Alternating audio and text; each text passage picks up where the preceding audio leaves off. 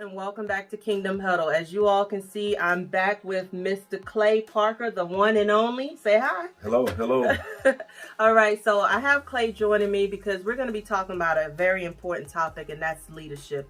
Not just isolated leadership far as just to the church, but just leadership in general. A lot of people are rushing to leadership positions, but do you really understand the weight that comes with leadership? So in this Kingdom Huddle, we're actually going to tackle this issue, not only just from a faith-based perspective, but just in general, because I believe that leaders in this era, especially post-pandemic, they're different. We've had to alter, and if you don't know how to flex and pivot, there's a lot of leaders who are walking away from the position of leadership. So in this Kingdom Huddle, we're going to be tackling some issues that leaders are currently facing. Stay tuned.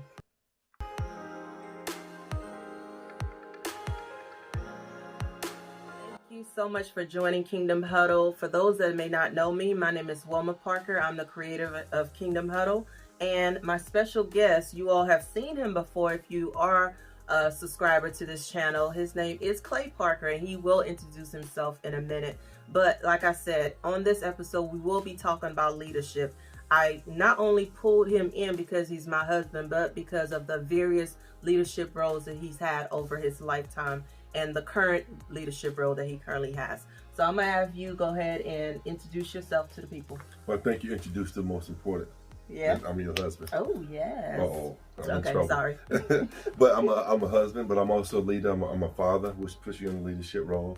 I'm a pastor. That's another leadership role. Mm-hmm. I'm a therapist. That's a leadership role and part of a business. But I've been leadership pretty much all my life, to be honest with you. Yeah. Either on sports teams where you're a captain, or business owners, directors of business, and different positions I have. For years, I've been a leader. And it's not that I chose, it kind of chose me. And I actually, because good. I think it goes to like who I am. I've never went with the crowd. I never went with the grain. I've always been that person. People who know me, I go against the grain. Yeah. I don't want to just be the ordinary person. If I'm going to do something, I want to be the best at it. So leadership has kind of been a part of my life. Awesome, awesome. So you would say that this is just your element. It is. Is natural for you. I think And it is. really is. Mm-hmm. It really is. Mm-hmm. Let's talk a little bit about your current position. Okay. I want you to break down for us for a moment. Is there a difference between being a pastor and being a minister? Yeah. A pastor, and First Peter talks about that. I think it's First Peter 5:2-4. Mm-hmm. It talks about being a pastor. A pastor is a person who studies the word, understands the word, and he's a shepherd over the sheep. In other words, he guides them the right way. Okay, wait a minute. Sheep, shepherd. Members, break it down. Partitioners, partakers, whatever you call it in your various church or something like that, but members of the church. Mm-hmm. So the pastor is over the body. Even some of the leaders in some churches have deacons and trustees and other stuff. So the pastor is actually over all of that. Right. You know, not because he kind of guides all of that. A minister is one who operates in some of the functions. They may do some of the sacraments like visiting people or communion. It's not saying they're less, it's just a different role. The pastor is the person that go to. So at the end of the day, who is the pastor of this church? So if anything goes on in the church, it goes all the way up to the top. Gotcha. Like there's a pastor. Instead of like, I hate to say it, like a business. Yeah. Who's the owner of the business? Who's the president? Who's the CEO? So kind of pastor deals with that role right there. So they make the calls. Sometimes, they have to do what they need to do to overrule and make the decisions. Gotcha. That's a leadership role. All right, gotcha. Mm-hmm. So he's the overseer, the general person. Yes. Okay. So let me ask you this. I know that you said leadership has been just natural for Mm-hmm. you. All of your life, you've been in different leadership roles, but this leadership role is different. Yes. Right? It is. Yes. It's different being the leader within the church body, and not only the leader, but the head leader within the church body. Tell me, what are some things or one thing that you are thankful for was already in place before you got this position? I think for me, dealing with business and stuff like that, I think the failures I've had. How to deal with the failures and stuff like that. How to deal with the disappointments. And also taught you how to pick yourself back up. Okay. Not that we failed in anything. So thus far, it's only been 3 years. And I'm sure that people have many more years out there. But for me, just being in business and dealing with it teaches how to deal with the highs and the lows, the even flows of that. Yeah. So it teaches you how to deal with all that. So I'm glad that all that stuff was in place. Because you can have quote unquote an emotional high one week, and people go on the next week. Right. So that's one of those things that teaches you, like, you have to deal with all that. Just like in business. Everybody said they'd be your business partner one day. We're going to do this together. Next thing you know, they done stole money from you, or done go and start another business. So it kind of teaches you all that. So I'm glad that all those things are in place. So pretty much, just to sum it up, you're saying that you're glad that you experienced failure and how it felt and how to navigate through failure before becoming a pastor. Yeah. And the world won't come to an end because you fail or you make a mistake or it stops. You just have to keep going and keep pushing along if that's something that you believe in. So I'm glad it was in place. Yeah.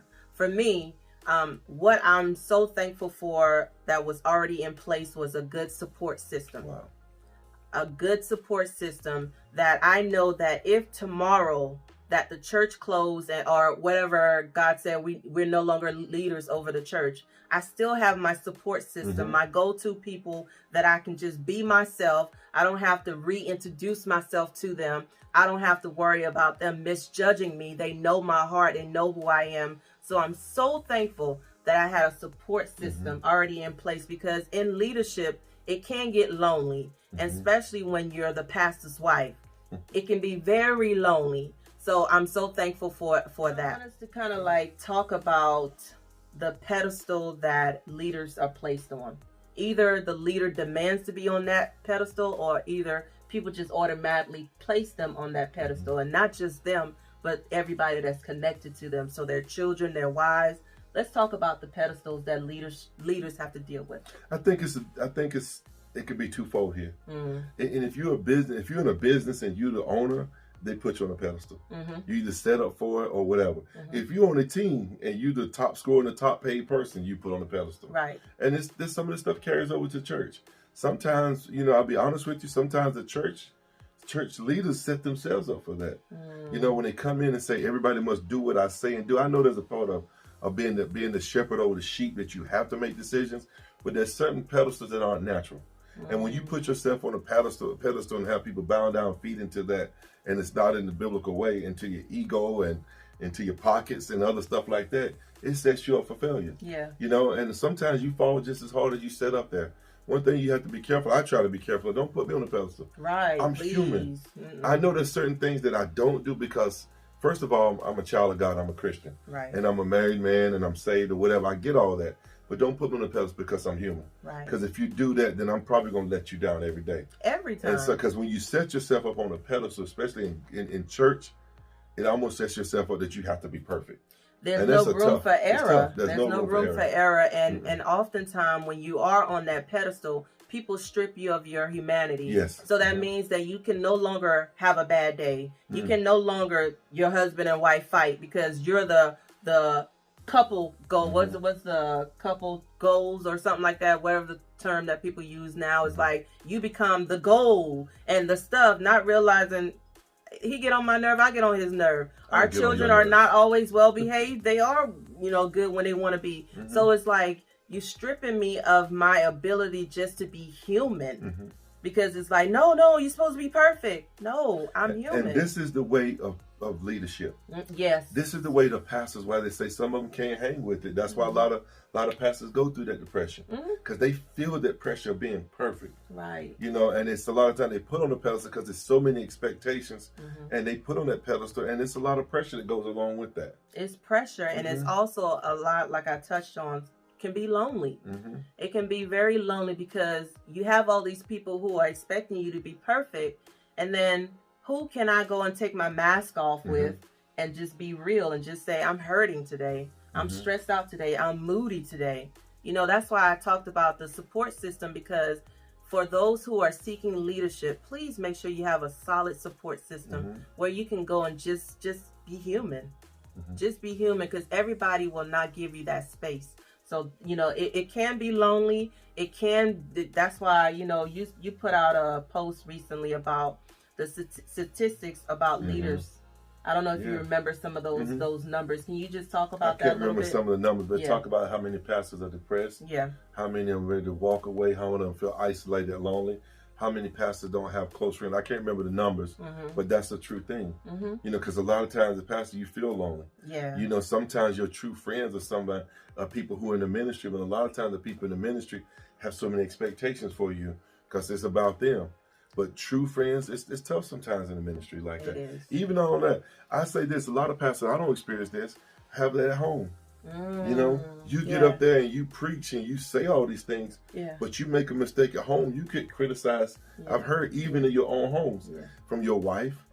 Aren't you supposed to be pastor? Yeah, from your children. They're looking at that because sometimes I don't want to deal with this because you get up there and do one thing on Sundays, but during the week you're a different person. Right. You know, you're human. So that pedestal right there is another pedestal for that. Yeah. And everywhere you go, people recognize you, not as a human, hey, you're Pastor so-and-so, especially if they know you or they introduce you that way. So it's a difference out there. Yeah, they recognize a lot of pressure. They recognize you based on your title, not as you as a person. Yeah. Yes. It's a lot of weight, but that's why I keep saying the reason why I'm really making this video is, yes, for those who are currently in leadership, but for those who are interested in moving in this direction, I want you to get a clear picture.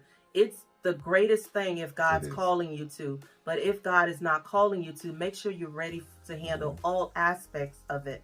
Okay, so we talked about the pedestal, and I believe that leadership, a lot of people are running to leadership because of the lights. People are going to run to the light for the stage. But don't you realize that there's heat that comes with that light? And the heat that I'm talking about is the double standards. Not only for that person in that leadership position, but again, all those who are attached to that person. Let's talk about some of the double standards that we've heard of. Not necessarily saying that we've experienced it personally, but that's there for those who are in leadership. And that's something that we have to be careful, and because sometimes it is a double standard. And I'm smiling about it because certain things are just way out there. You know, like for example, you know, a lot of pastors, I don't know if you're doing them, people can speak up about that. They can't have a bad day. Yeah. You know, you come there and you deal with a lot of weight during the week because most of the pastors that I know still have full-time jobs. That's true. So you work 40 hours a week, you still study, you still you still have to deal with the children on Sunday morning, your tires flat and your engine's lighted on, and you go to church and you have a bad day, you acting funny.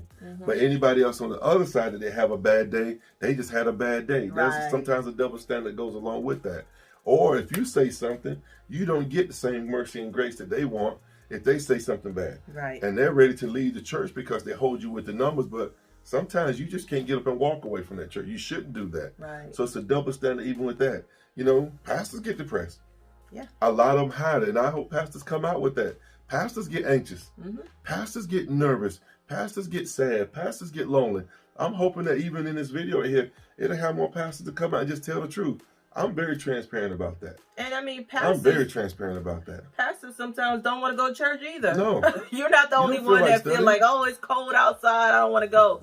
We don't have an option. At least we don't allow ourselves to have that option, you know, so. And it's true. And pastors, I hope they say this be real. We don't feel like dealing with people either. I don't want to hear it sometimes. You know, and that's just the truth. I have my own stuff I'm dealing with. And people say, well, you're the pastor. You expect to do it. And if you're a pastor who's on a salary, they feel like they pay you for that. You know, think about it. You can have 200, 300 people in your congregation, but if you don't show up for one person who's sick at the hospital, and you don't even know sometimes, you'll call names about that, and it go both ways. But guess what? You can do it, and they don't show up. Well, we're praying for you. And sometimes those things are double standard. And a lot of people, even when you say that, say, well, this is what you signed up for. Yeah, you signed up for it, if that's what you want to call it, signed up for it. But the thing about it, people have to begin to do this, and I'm saying this to everybody. Please separate the position from the person. Because no matter what the position is, I love it, and I'm thanking God for it. I appreciate it. But I am still a person at the end of the day. And so some of the double standards, I hear pastors talk about this, words hurt. Even though you understand the Bible, you can do it because there's human feelings inside this. So there's a difference in a pastor and a person. Those are two different people. I'm still at the end of the day, I'm a human being. My wife is a human being. My children are human beings. We're going through the same journey, even though, you know, we have a different call in our life. I'm not saying it's better. I'm not saying it's greater. No. Let me make that very clear. It's just different. It's different. You know, so I'm not saying it's greater because that's not what we believe in, but it's different. It is. And so a lot of some of the double standards is that you can't do. You have to walk a fine line, have everything with white gloves, and be perfect. If you say that, and sometimes I'm gonna be honest with you. You can't. It's hard for you to even preach sometimes because when you preach a certain sermon, people say you're talking about them. Oh Lord! Or you're in their business, or somebody told you something, and you looking at person or people like, I don't even know you like that. I don't know yourself. But hey, he's talking about me. He's doing this, that, and sometimes you just going with what God gave you. So there's some standards that go along with that. It's funny. Yeah, it is. Could be. I remember one incident, and I'm just gonna say it. Go ahead. That you could be focused on something, because when I get locked in, I'm not always the jovial, clowning person. But when I get locked in on something, and you use this for example, and I was thinking about something, I have to do this, and somebody was offended because I didn't speak to them. But I was thinking, I was thinking about something else, and that person held that against me, like. Right. He's acting funny. No, I was thinking about something. I'm zoned out. Yeah. And that person didn't speak to me. But these are some of the standards that you deal with. You know? Yeah. And people think you should suffer and bear the weight with that. No, just remember that. Pastors are human too. Yes. Pastors are human. Yes. Pastors, speak up. Yes. Come out. Talk to each other. Share the truth. You know, I think this. I'm not going to pretend like I have it all together. No. When I'm having bad days and I had a rough week, I tell y'all, pray for me. I'm having a bad day. I'm having a bad week. Yes, certain things we won't do, but it's okay to say these things. Yeah. And you have to have the courage to be willing to say those things. Yeah. Because if not, that's when you almost set yourself up as you're not human anymore, that you don't believe you're supposed to be able to take everything. Right. No. Right. That doesn't work that way. It's almost like customer service. You know, you go to a restaurant and people say the customer's always right. Right. Even if you're serving that person, ain't but so much you can take. You know, you can't take this. If you work at one of the fast food restaurants and the customer's always right, but you throwing fries back at me, you throwing shakes on me, I'm still human behind this uniform. These things go both ways. I'm supposed to give you good service, but also just remember that I'm a human being. Yeah. And I saw that as an example in a restaurant today. Right. That person probably behind the counter was having a bad day. And the lady before me just let her have it. I said, ma'am, I'm praying for you. Because I don't know what that lady's life is like. I don't know what she just went through. I don't know what happened to her. No. But people tend to forget that. And these are some of the standards that's set up in church. Yeah, yeah. In leadership, too. It is so much for touching on that. And I just want to go a little bit further with the double standards. You know, because we are parents of 3 boys, oftentimes, and they're PKs. That's what people love to label them, preacher kids. And a lot of times when you hear preacher kids, they always say, those are the worst kids in the church, the preacher kids, or they end up turning out to be the worst adults. We don't put pressure on our children to follow our footsteps. They don't have to be a pastor or be a leader in the church. They choose to be because they enjoy it. But I really want us to understand those who are in leadership. There's a lot of pressure that we place that's placed upon us, and that we pass that pressure down onto our family and to our children. Our children didn't choose to be in this family, to be born in this family. We're just following our purpose and our calling, and because they are a part of us, they're a package deal. But I know that I've always heard about how pre-K always, oh my God, they're the worst. No, they're just children. No, they're just adults. No, they're just trying to find who they are in this world. And that's one thing that I want to give my children, is the space to find out who they are. They don't have to be perfect. We don't demand that of them. And that's a double standard, because we won't expect other children to be perfect, but we want our children to be perfect. Sometimes when I say ours, I mean those in leadership. So please give your children grace and room to grow and not be with that pressure and the spotlight of constantly performing for people. It's a difference, because our kids felt some of that. You know, we had one of our sons before we came to it that was playing travel baseball. Yeah. And to be honest with you, he was good. Very good. He is good. So he was really doing good. He was on a travel baseball team, pitching, doing what he needed to do, handling his business. And then, you know, we come to say, well, you know, son, if we take this, this position comes, you can't be doing this every weekend. Mm-hmm. I'm sure that hurt him. Yeah. You know, but there was no way we could make that adjustment there. But I give him credit for this. I give him credit for it because he took it like a champ. Not because he's a preacher's kid, but because of his character. Because of his character. Something we still at home first. Being a Christian. You know, so being a faithful follower of Christ, we put that in him first. Mm-hmm. So he's accepted that role. And we always say, you know, I know you all say in your culture, like, what God has for you will see your face. Mm-hmm. Keep working hard. He's gotten better. He's still working on it. Mm-hmm. And of course, I would like to see that some too, because there's some opportunities that we want to provide. Yeah. You know? Yeah. But, you know, like I said, a lot of times with preachers' kids, there's a lot of pressure there too. Yeah. A lot of pressure. The spotlight is on them too. Yeah. And I think so far, they handled it well. But they don't have to be perfect. None of us are. Mm-hmm. None of us are. And I think it's my job as a pastor to protect that. Mm-hmm.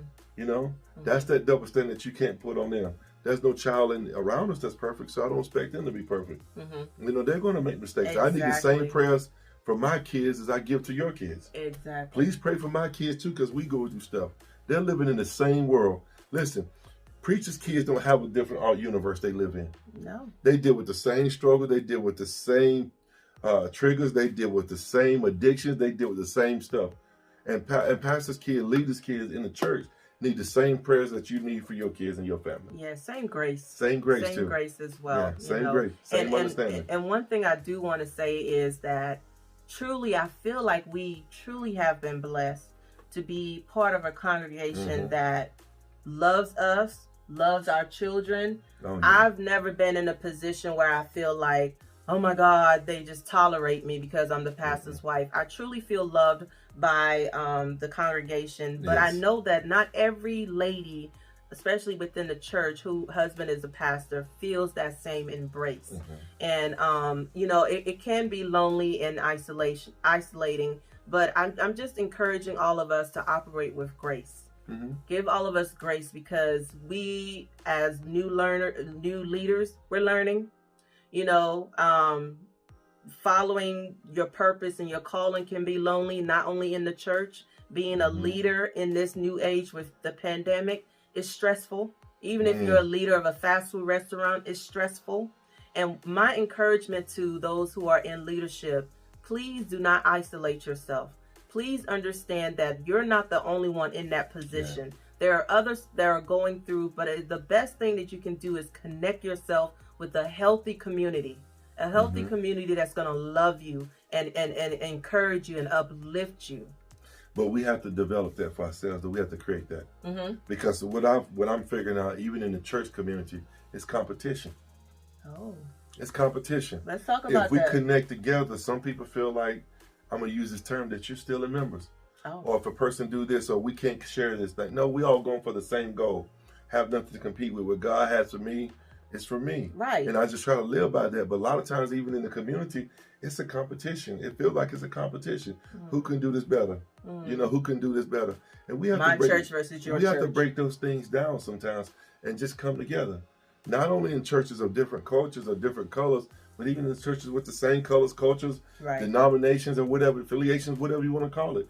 We have to be able to break those things down. Yeah. There is no blueprint for a pandemic.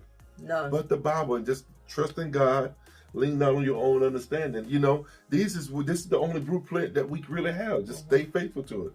No, and people have done it different ways. There's things that we have picked up from different churches. We pick up parts of it. There's things we don't do, but there's things that we do. And it's been fun. But listen, it's pressure out here. Pastors, come forward. It's pressure. Because you think about it. If you say go forward and continue in church, and someone gets sick or there's an outbreak, you feel the pressure being criticized for that. Right. Or God forbid someone passes away or dies from COVID-19. Right. You feel the pressure being criticized. Therefore, you feel the pressure also if you shut down your church for a year, 2 years. People saying you ain't doing no work, but you're trying to protect them. Right. So it's pressure both ways. There's no right on it. Yeah. And then it's a pressure if you say wear a mask. Right. It's pressure if you say don't wear a mask. I'm hearing this from Pastor Ed. It's pressure if you say vaccinated or don't get vaccinated. It's pressure if you say police lives matter versus Black lives matter. It's pressure all over right now. And leaders have to be quiet. And I've been saying this. I'm going to say it boldly. You know, the Christian community, we've been too silent about this. We have to come in the middle and talk up, speak up, and agree to disagree, but speak the truth on the same topic and the same goal. And that breaks down a lot of barriers. Yeah. That we're dealing with. Cover a few topics, and I'm hoping that it can give you a little bit more insight for those who are looking to come into leadership, for those who are under, a leader, just how a leader is actually feeling and dealing with this new era that we're living in. So actually, I'm going to give it to you, Clay. I want you to look in the camera and just give people a word of encouragement. Talk to that pastor that's struggling, dealing with the weight of leadership, especially with the pandemic, or talk about those who are under a leader and tell them how they can support that leader, not worship the leader, but how they can be a support to that leader and their family. I think let me start with the people who are working with leaders. And like you say, that are under them. And that's called, remember, that's not a pedestal. We're not saying that. Right. But I just think support. Show up. If a pastor, somebody's trying to do something and keep things going, show up. Show up. I use this all the time. We do everything else right now except for church. That's right. You'll put a mask on if you choose to go to a ball game or Walmart or go anywhere else. But when it comes to that, you watch online. And that pastor's been studying, grinding out day and night, trying to do that. He feels the loneliness and pressure that just show up. If you can. I know that people have to take care of themselves, whatever you believe in, that's fine. But if you're doing these things, you have to ask yourself, why am I not doing that? Show up. Call it home. Don't use it as a crisis center sometimes, like, hey, we're sick of someone, can you come and do a funeral? Where you been? Right. Show up, show love. Church is a fellowship. There you go. Fellowship. It's a fellowship, and we bringing all these things together to fellowship together. Right. The good and the bad, ugly. Take care of each other. Yeah. But show up. That's how you can support it. Yeah. Show up. Continue to support your church, your local church, or your church home. And for leaders out there, I just say this: keep doing what you're doing, but also speak up. These are some tough times. Yeah. You're watching the things that are going on. We're watching the things that are here. Trust God and just keep moving on. But I hope and pray that this will spark us, the leaders and pastors, to open up and begin to talk to each other. Yeah. I want to talk to people who don't look like me, don't have the same type of, church. I want to talk to everybody. I think at the end of the day, we're all serving for one common goal. So I would love to do that, but I would love for us to speak up about it. And I think my heart is there because I'm a therapist. Pastors, preachers, please speak up. You're not by yourself. Yeah. The worst place you can be is feeling like you're alone in this whole world out here. There's sometimes we have to sit down and just listen to each other. And we don't have to put on our pastor roles. Yeah. And we don't have to be all like that. No, I don't want you to know me as Pastor Clay. When you sit down with me, I want you to get to know Clay. Yeah. That I like to hunt. I like to fish. Other stuff. That stuff breaks the ice so that you can talk. I have a couple of those, but we need more. That's why they go into isolation and loneliness, because they feel like if they do these things, they're seen as too secular. That's a part of that. So pastors, speak up. This is a word of encouragement. Keep doing what you're doing. If you have it and you don't know how to get back in your church or how to get started, reach out to pastors who are doing it. Right. We have to share information with each other. How are you doing it? Right. How did you set this up? Share with each other. Share information. Don't be afraid of that. Love on each other. Respect each other. Encourage each other. Sometimes it makes a big difference if somebody just send you a text and say, man, keep your head up. I'm praying for you. Yes. That means the world sometimes. Yes. I've gotten some of those from different pastor friends. And I'll be honest with you. One of my best pastor friends, he's gone now. He passed away. He will always send me a text. Hey, I love you all.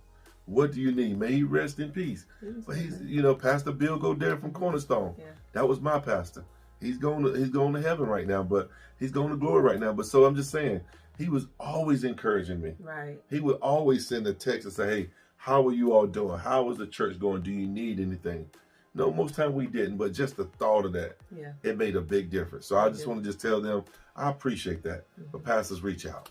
Thank you again so much for tuning in. I hope you enjoyed my guest, Pastor Clay Parker, Brother Clay, whatever you want to refer to him as. He's an awesome man of God, and I'm privileged to be his wife.